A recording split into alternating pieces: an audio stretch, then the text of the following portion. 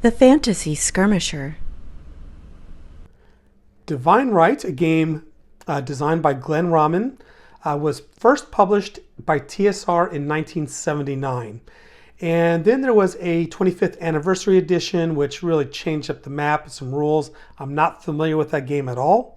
But from things I read, like on Board Game Geek, it was inferior, at least in the opinion of a lot of the players, to the original edition.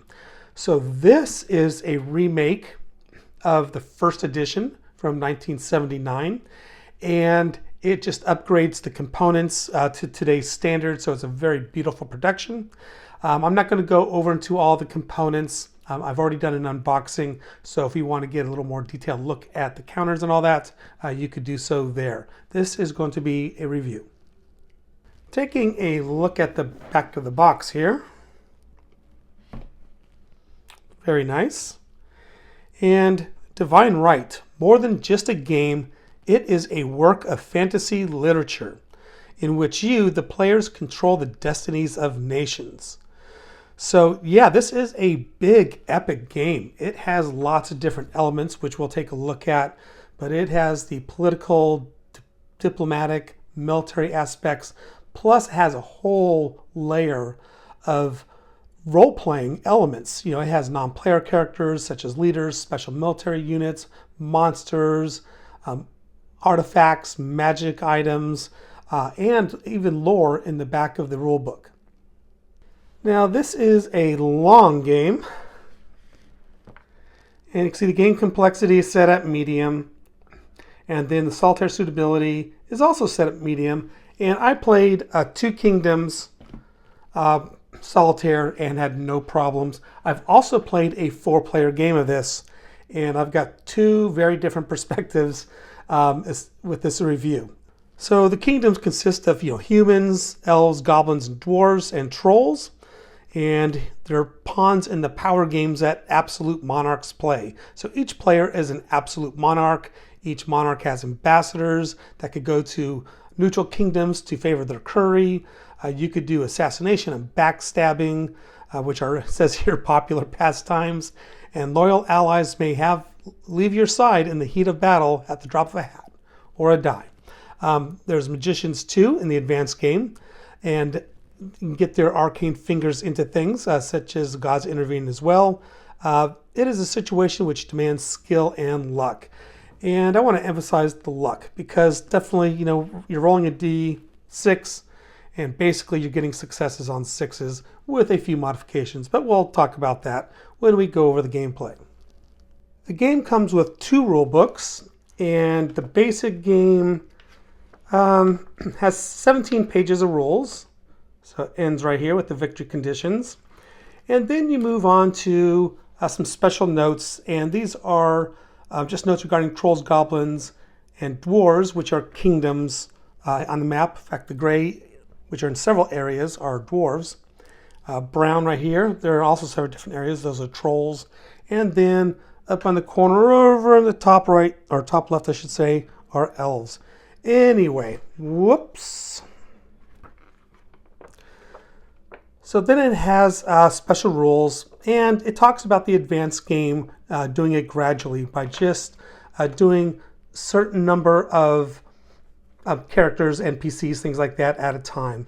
For my solitaire game, I just did it all at once. I had no difficulties. The only difficulty is here you've got 17 pages of game rules, but you could have like one counter that could have like the Eaters of Wisdom, or several counters that has a page or more of rules, like the Black Hand here. So it's got all the rules for all their counters. But a lot of the counters are just single units. They could be leaders. They could be special mercenary units, such as ogres, which are good at sieges. You've got a dragon, which could carry a leader by air. You have a sea serpent, so on and so forth. And they all arrive in their unique places on the map. And how they arrive, we'll take a look at when we do kind of a sample sequence of play. Lastly, in the rules, starting at page 29, is the lore of Minaria. And I would suggest reading this because it really helps you get into the story. because I think this is the type of game that needs that. So you've got the early history, and then you've got background information on all the different kingdoms, ancient battlefields, banished lands, the crater of the punishing star, and lots of other locations of interest. So here, this is your guided tour through the land of Minaria. A game of Divine Right takes 20 turns. However, there is an advanced rule that allows you to basically pick a time length if you want a shorter game, which is fine. But this is a long game, and it says on the back of the box, 360 minutes. So this is an all-day affair for you and your friends. Now, to win this game, it's a matter of who has the most victory points at the end, and that's usually how it happens. So you get victory points for plundering an enemy or enemy allied castle, or plundering an enemy or enemy allied royal castle, the capital, or capturing an enemy allied monarch, or killing an enemy allied monarch except by assassination, and that's a diplomatic thing that you could do, assassinate, or capturing or killing an enemy player monarch. If you do that, this game has player elimination, and that player is out of the game. And so I know that just does not set easy for modern players, which I will talk about. Game setup is pretty simple. Each player will take an identity card from the pile of identity cards to determine what their kingdom is, and they could choose to be either the queen or the king, whoever. This is a role-playing game, kind of. And the royal castle, where that is placed, and then how many armies and fleets you start with. And each counter of the fleets and armies will list in which castle they start with. There's two types of combat units. You've got the ships, the navy, and you've got the soldiers. And each kingdom has a different type of symbol just to help identify it. Now, the solitaire game I just finished, I randomly got Rambune and Mivior. So just for example purposes, after I've cleaned up the map after playing, I just kept the same two cards. And that allows me just to help focus in one area for examples of play. So what you do is you just set up all the counters in their designated castles, and then the king goes underneath the castle. And speaking of counters, just a couple more. Of course, here's the castle counters. If it has the crown, that's the royal castle. And the number is the intrinsic defense value for the castle. And then, of course, each player has a monarch counter. And also, you have an ambassador. So we set up playing the two counters. We put the castles in the other kingdoms. But just haven't placed the armies yet. We want to keep the map kind of clean. And once you ally with somebody, then you'll pick their card, get their armies, and set up.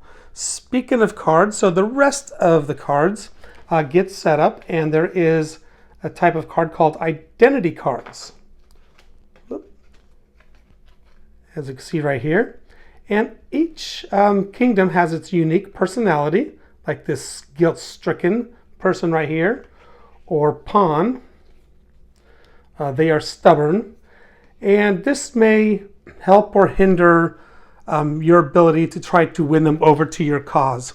And a few monarchs have maybe some special abilities that can maybe help in combat or something like that. Each player will take a numbered chit. There's 6 because the game plays up to 6 players. And what you do is you put these in a cup, because before each round, what you would do is you would have them draw from the cup to determine what the player order is. So for my solitaire 2-player game, I got 2 chits, and I would just randomly, drop them to see who's first and who's second. And so in this case, Rambune and then Mivior. The turn order is as follows. The first thing the player will do is resolve an event by rolling on the random events table. And this is how you will get reinforcements and replacements, but sometimes bad things could happen like desertion, Mutiny, Bad Omens, or if you roll a 12 like I did during our 4-player game, which made everyone rage quit, you could randomly determine which neutral non-player kingdom, if any are available, becomes an immediate ally. So anyway, what you do is you just roll. And so here I got an 8. 8 is a good roll. It's reinforcements. Bring 2 mercenary units, armies, or fleets into play in any friendly castle or port. So we've got mercenary units. They're gray color. So I want to do 1 each. A fleet and a, let's see, let me find my mercenary. Here we go. So here we got mercenary fleet. They got the money bags, as you can see, and an army. So what I'm going to do is I'm going to put them in a friendly port, which I think I'm just going to place here in my capital. Next is the diplomacy phase, and this is really the meat of the game. So there is a big deck of diplomacy cards, and the player will draw one. And it could be a card like this, Diplomatic Marriage. It could be different things that could give you bonuses in helping to ally with other nations. So let's just say this is the card we drew. And now with the diplomacy phase, there are 6 different actions that we can take. One action you can take when you conduct diplomacy is to attempt to activate any neutral non-player monarch. So what we would do is we would take our ambassador and place them in the castle, because you can see under the castle here is the monarch of Hothier, and we'll conduct diplomacy. So then you take their card and you'll determine what action you want to take. So you're going to propose a diplomatic marriage. That's what we drew. That'll give us +2. And what you need for a success is a 6. So we would need a 4 or better. And so here is Hothier's card, and let's see what the personality is. So you would read this aloud. So this is guilt-stricken. A skeleton in the closet keeps this monarch living in fear. Ambassadors attempting to blackmail this monarch may add +1 to their diplomatic die rolls. And then it goes on and on. That's fine. Actually, blackmail is, there's, threats, white magic, bribe, long oration. There we go. Blackmail. So there are certain cards that may affect a monarch more or less for that matter. So what we need, since we are proposing a diplomatic marriage, is that we need to roll a 4 or higher. Rolled a 5. That's excellent news. So the monarch has successfully convinced, the ambassador has successfully convinced the monarch to join forces with Rambun. So at this time, you would take Rambun's military forces and add them to the map. But they cannot move or do anything until the next turn. Another thing that can be done is to deactivate. Let's just say it's Mivior's turn and they've got their diplomatic card, say white magic +1. So what they can do is try to deactivate. And of course, because this guy's personality is guilt-stricken, he's loath to quit, so I would have to subtract 1 from my roll. So basically it's a straight roll off, and I'd have to roll a 6 to deactivate that, that alliance. And you can see that failed.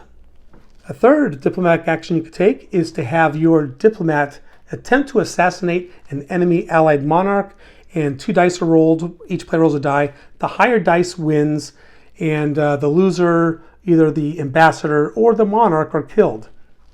And monarchs do come back into play. You roll a dice and you put them on the turn track, because that's how long it took you to find a replacement. So some diplomacy cards do not have the bonfires for diplomatic die rolls. Sometimes what you'll get is a special mercenary card. So for example, this one is Enter Hamahara the Air Dragon, a special mercenary unit that you place at winter rest. So let's just say if it is Rambun's turn again, and that's the card they pulled, what you would do is you would find There's winter rest right here. A dragon is placed there. And so is your diplomat. And that dragon is now an ally of yours.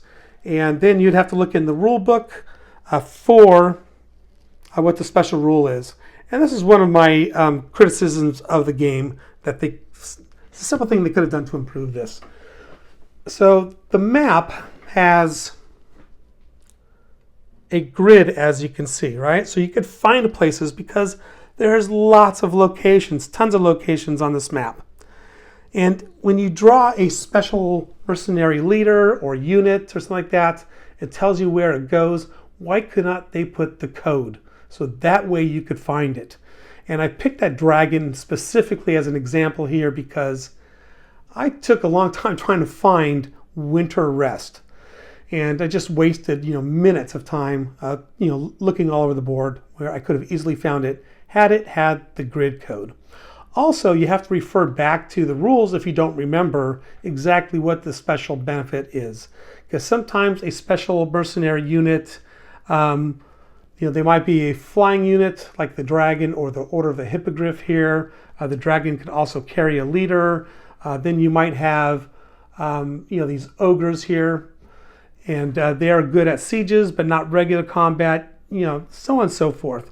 And how hard, you got lots of space here, would it be put kind of what their special ability is. That way, when you have this in front of you, you've got an easy reference and you're not having to refer back to the rule book.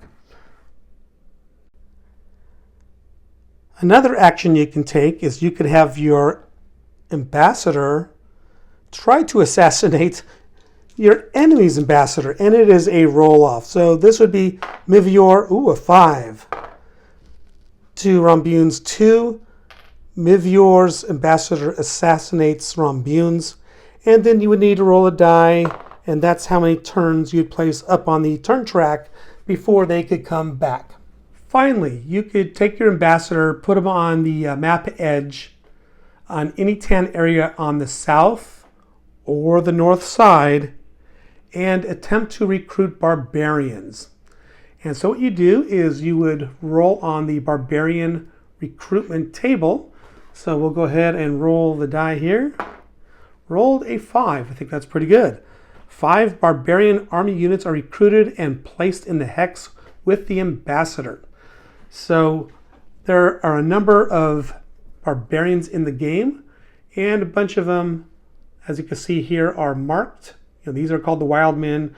There are others that might be called the berserkers or whatever. And there's some that are blank just to fill in the ranks. And so what you do is you put them, the 5 barbarians, in that map edge. And now you've got a barbarian army. Now, they're a bit fickle, so it could be that if you rolled a 1, if I had rolled a 1, the ambassador would be burned at the stake, and a friendly barbarian unit, if any, deserts. So 2, barbarians desert. But 3 to 6, you're going to get something. And there are some restrictions on how you can use them. They can never enter castles.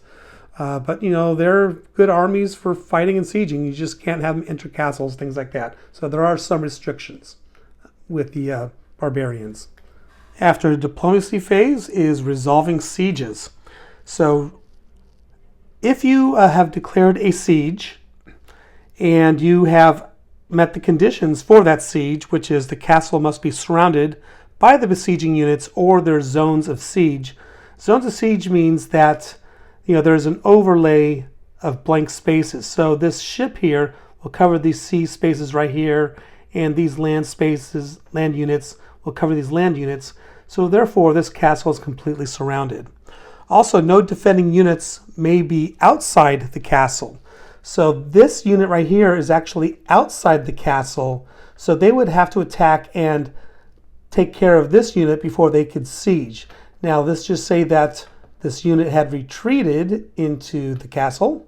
Well, they met the conditions for the siege. And then the intrinsic defense is now 5, not 4, because each combat unit and naval unit is worth 1 combat point each.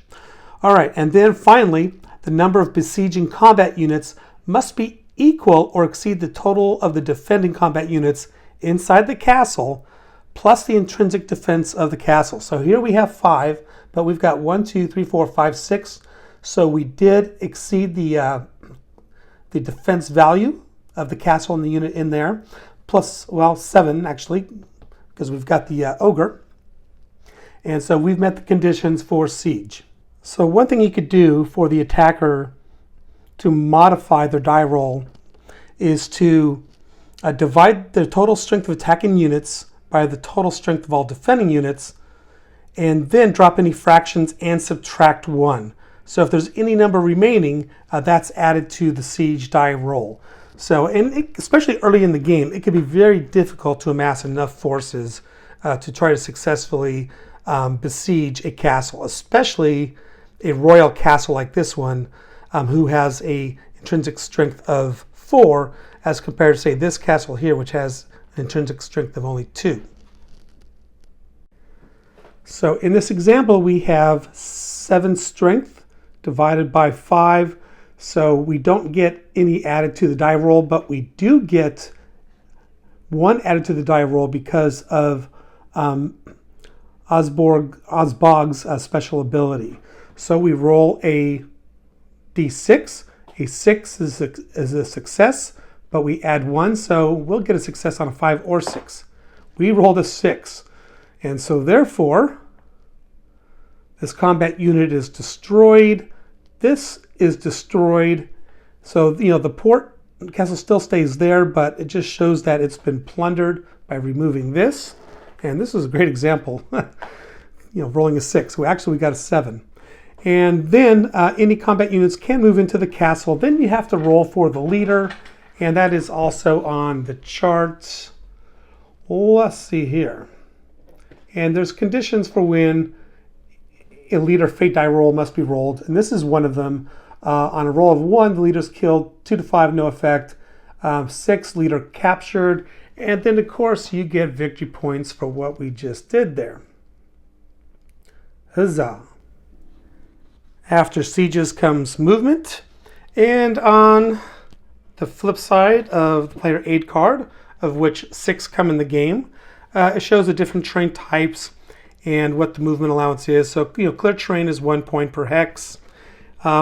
Scenic hexes you treat as clear terrain, but some you cannot go into unless that hex has been activated. So the stump hole is actually belongs to Augsbog, the ogre, and his army.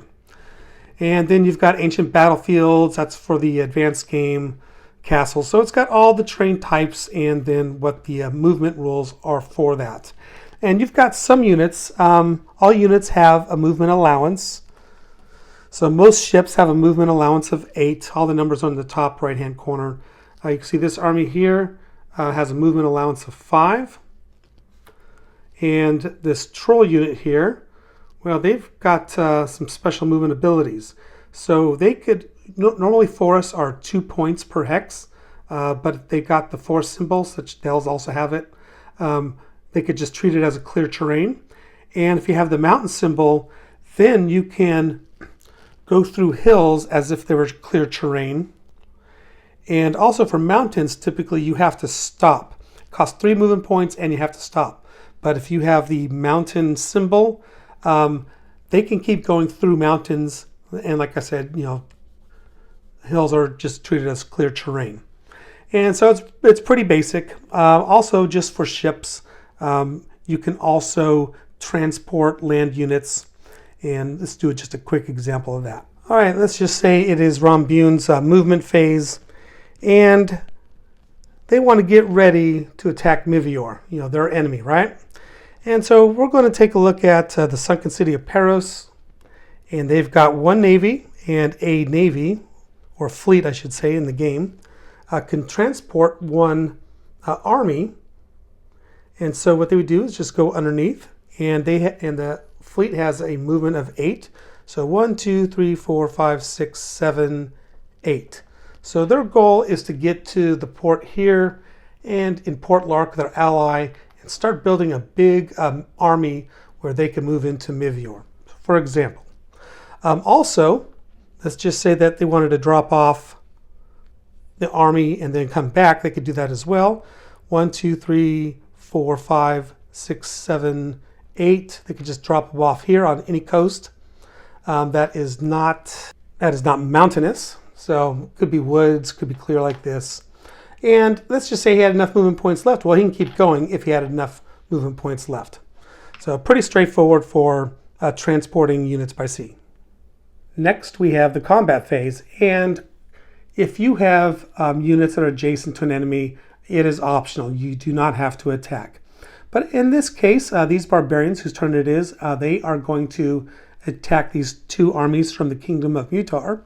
And the first thing you want to do is calculate what the odds are. So you have 5 against 2, and so it's 2-to-1 odds. You would just eliminate any fractions, and then you would subtract 1 from that total. So 2-to-1 odds, subtract 1, you have 1 left over, so that would give them a +1 for the die roll. Does that make sense?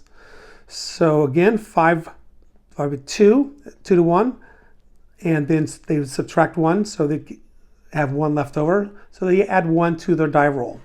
Now let's just say if the mercenary leader Julut Wolfheart, who is the only leader that can lead barbarians, is also attached in this combat. He also adds +1 to combat, not to sieges, but to combat. So therefore, the barbarians would add 2 to their die roll, while, let me get a different colored die here. While the yellow player here would roll just a straight up. So it's just a roll off. Roll the dice. Oh! So the yellow player rolled a 6 to the barbarians 5, 3 plus 2. And what you do is you would subtract the difference. And since the difference is 1, the barbarians who lost have to remove 1 unit. Now, if there was a tie, then both players have to remove that many units of whatever the roll was. So if it was 2 6s that were rolled or whatever, the whole battlefield is just wiped out. Now let's just say that that yellow player did not like the odds and having that barbarian leader. They can attempt to retreat before combat. So you just roll on the chart here, depending on the type of unit. The yellow units are human, so on a 4, 5, or 6, they would be able to, retreat 1 space back. And that's pretty much it. You just keep going until either all the enemy monarchs are eliminated and you're the last man standing, or a woman, or you go the 20 rounds or however many turns you determine, and whoever has the most victory points is the winner. Now, like I said, the basic game just goes to 17 pages, but the real fun comes with the advanced game. So you've got the barbarians, the lepers. The lepers belong to the kingdom of Shukazm here. The lepers are down here, and they're an army that no one wants to fight. Basically, they come up to an army and force to retreat them. It's lots of chrome. I guess chrome is a wargaming term just for special little rules to give the game more of a realistic flavor. But there's more. There's magicians. You've got the Eaters of Wisdom.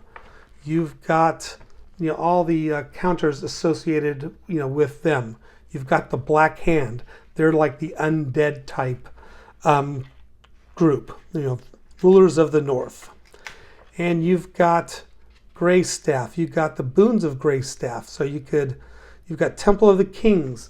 And the Temple of the Kings, which I'm going to show you in my little playthrough so you can get a feel for the flow of the game, is way up here. And you can get a special gift, but only a monarch could go there, and there is some risk. You've got Wandering People who could who bequeath gifts on the kingdom that allows them to settle down. And you have mercenary leaders, you have mercenary units, all with little special rules. You have a usurper. And so it's not like this game is complicated or anything, but you could have just one counter, and you got a whole bunch of rules for it, right? And then you've got rules for the flying units. It's pretty straightforward, and some optional rules. And then of course you get back into the lore. So what do I think of this game? Well, I'm going to give you 2 different perspectives. I've played 2 games of this. The first game was 4-player, and then I played against Solitaire, and I have 2 different experiences with this game. I think, when you play with other people, it's really going to be important to have your friends understand what game they are playing and enjoy these type of games. So the 4-player game I played was at a board game cafe in Brooklyn with a friend of mine who recruited 2 other people who are acquaintances, but these are people who are primarily Euro gamers, okay? My friend, we'll call him Mike. Hi, Mike. He said that the game just did not jive with him. We only did the basic game, okay? We did not do the advanced game because this is the first time for all of us. He just thought the game was too random because a lot of things were determined by, just a roll of a d6. Also, he just felt, and so did everyone else, myself included, with this first game, felt that movement was cumbersome and it was very slow. So the game just took a long time to try to build any momentum. And so if you wanted to do something, it just took several turns to set up. And so just overall, he just felt that the game, again, we didn't play the advanced game, was just too simplistic, but he could understand that, if a player or the players invested the time into reading the lore, getting into the lore, and playing with all the advanced rules, with all those fun special units, that extra investment time can make this a better and more fun game. But the combat games I play with him, the skirmish games are more deterministic, such as High Heavens and Unmatched, things like that. So I'm glad he gave it a try and recruited a couple other people.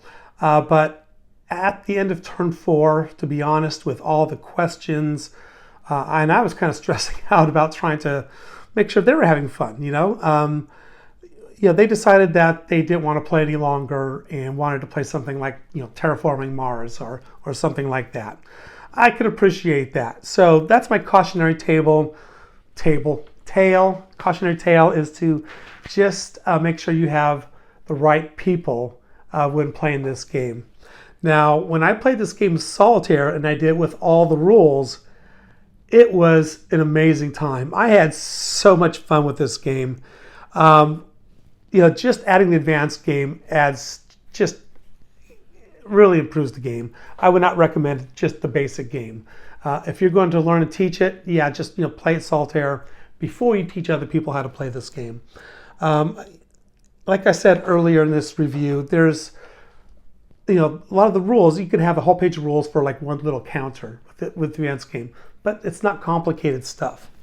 I found it to be a great narrative, and that's what I want to share with you now. I just go through a few turns. I'm not explaining the mechanics.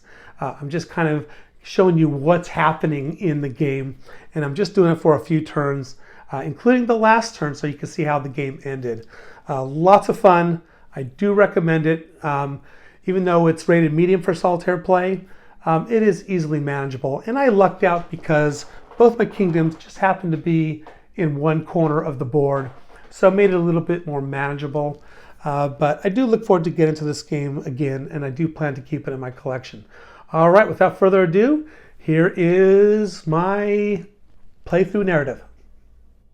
It is now turn 14 of a 2-player game. I'm playing Solitaire, and we have 1 turn to go before both ambassadors of the kingdoms come back after an assassination attempt took out both ambassadors. So the kingdoms are Ramboon, and they are in serious trouble here against the other naval power, Mivior, who now has dominance of the sea. So you can see the capital of Ramboon is under siege and has been under siege for a while. Fortunately, the wandering people, they were allowed to settle in Ramboon's land and bequeathed some magic items, including a flying carpet where the king escaped the castle in hopes to get a magic item at the Temple of Kings. Ramboon's allies, Pawn, are trying to siege Adis. However, they are 1 strength point fewer than they need to be able to declare a siege. So this 1 unit came from up north here at the Crow's Nest and is making its way down to assist. Meanwhile, We've got dwarves who are being chased by lepers, trying to come down as well and help the situation of their ally Ramboon. So you can see that the story is very dynamic, evolving. It's the top of turn 15, and Ramboon goes first. During the diplomatic phase, they tried to win over the trolls, but that did not work. However, moving on to the siege, the only siege they have going here. Oh, actually, they failed at this siege, but this other siege, they succeeded. They just took the capital of Shukazim. So this is a big turnaround for the troubled Ramboon. Fast forward to the end of turn 19, and the game is called, and Ramboon, who was behind much of the game, turned out to be the winner because they are able to successfully siege and take over the capital of Mivior, and on the same turn also successfully besieged the shining isle of Boliski, if I pronounced that correctly. And so Ramboon won. They had lots of allies, and just the previous turn, Mivior finally got the trolls on their side, but weren't quite ready to activate. So you can see, meanwhile, these are dwarves and also ogre army, which are great at sieges, were coming down to help with the main siege, but they weren't needed. The final score for Mivior, which is the pink nation there, is 60, and Ramboon a total of 90. They pulled through at the end for the thematic win.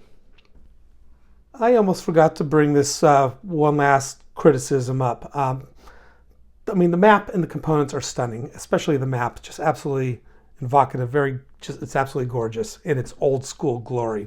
I had already brought up that I wish these cards had more information, like the grid coordinate of where Winter Rest is, and also what the special ability is for these special mercenary units and leaders. There's a lot of space on this card that would not have been difficult to do. With that said, the player's aid, there's 6 of them, which is great, but it's missing a couple critical pieces of information to help teach and learn the game. And that is, there is no